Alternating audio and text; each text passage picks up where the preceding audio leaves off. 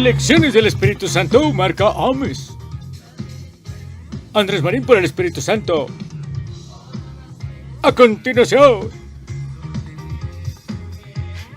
¿Se escucha sacando un es que a menudo? ¿O más bien es de los que prefiere depender del Señor? Ingenua resistencia. Parvita lo más de buena, te digo. Eso sí, para que le guste. Hoy, desde Proverbios capítulo 3, versículo 5. Confía en el Señor con todo tu corazón. No dependas de tu propio entendimiento. ¿Qué sería de nosotros sin tu dirección y misericordia, Señor? Hoy, que sea tu guía, Espíritu Santo, la que nos dé entendimiento. Te lo pido en el nombre de Cristo Jesús. Amén. En las últimas semanas, el Señor ha estado mostrándome insistentemente un tema fundamental y tremendamente propicio por esta época, donde ingenuamente pasamos por alto la dependencia en el Señor. Cada vez más y más sutilmente, entremezclada o camuflada, con lo que entre comillas es bueno. El tema viene de la comprensión del pasaje de la palabra en Gálatas capítulo 2, versículo 20. Mi antiguo yo ha sido crucificado con Cristo. Ya no vivo yo, sino que Cristo vive en mí. ¿Esto significa que nuestro sustento es el Señor? Pero a ver, nada más que el Señor y solamente el Señor Jesús. Sería fácil de decir que al recibir a Jesús y hacerlo nuestro Señor y Salvador, ya listo el pollo y no más. Pero no. Es un nacimiento al entendimiento espiritual, a crecer en la dependencia absoluta de nuestro Señor, a dejar el antiguo hombre, como en 2 Corintios 4, versículo 16. No nos desanimamos.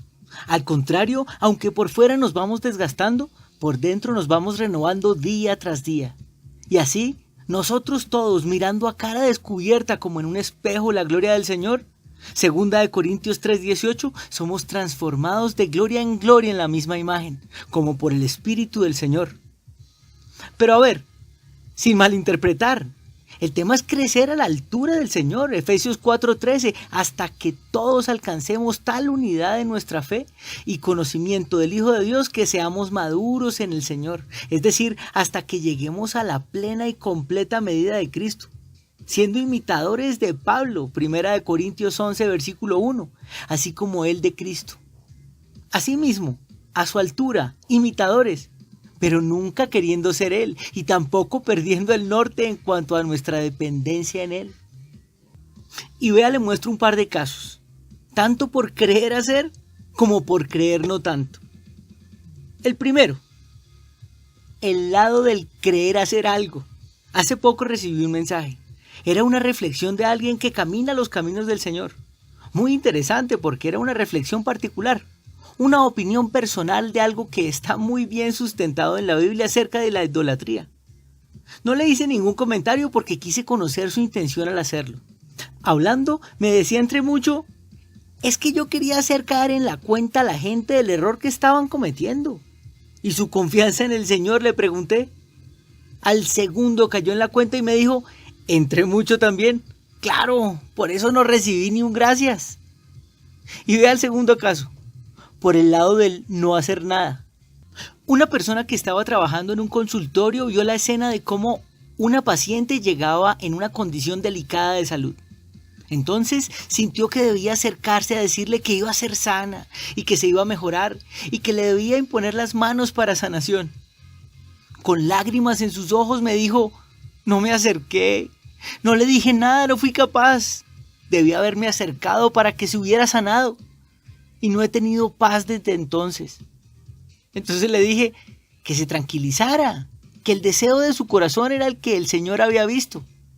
Definitivamente la culpa era solamente una trampa, pero que igual no era en sus fuerzas, sino la fe que en el Señor hubiera puesto.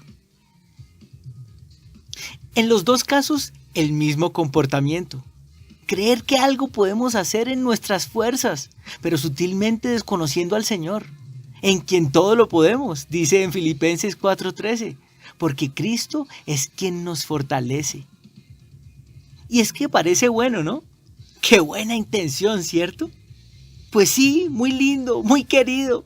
Pero ¿en dónde en la palabra de Dios dice: vení, mi Andrés, Luis, Marta, Perencejo, colaborame, me dame una manito, ayúdame a poner en orden las estrellas, que es que tengo un problemita? ¿Qué tal si vos, que sos tan querido, me apoyás? Venga, en Isaías 40, versículo 13 y 14 dice el profeta: ¿quién puede medir el alcance del Espíritu del Señor? ¿O quién puede servirle de consejero? ¿A quién consultó el Señor para ilustrarse? ¿Y quién le enseñó el camino de la justicia? ¿Quién le impartió conocimiento, le hizo conocer la senda de la inteligencia? Impresionante. Porque no hay nada para hacer. Todo está dicho y hecho, dice en Eclesiastés capítulo 3, versículo 14. Sé que todo lo que Dios hace será perpetuo. No hay nada que añadirle y no hay nada que quitarle. Dios ha obrado así para que delante de Él teman y reverencien los hombres. El camino es dejar en Él, creer tan fuerte y sinceramente que sepamos en fe y en verdad que Él es quien obra, que de Él es tanto la justicia como la misericordia. Soy Andrés Marín. ¿Preocuparnos? ¿Pero por qué? Si una preocupación suena más a desconfianza en el que ya lo hizo todo por nosotros. Pero eso sí, en oración digámosle a Dios lo que necesitamos y démosle gracias por todo lo que ha hecho y creerlo en fe para que así la paz de Dios, que sobrepasa todo entendimiento, Filipenses 4, versículo 7, cuidará nuestros corazones y nuestros pensamientos en Cristo Jesús. Bendiciones por montones.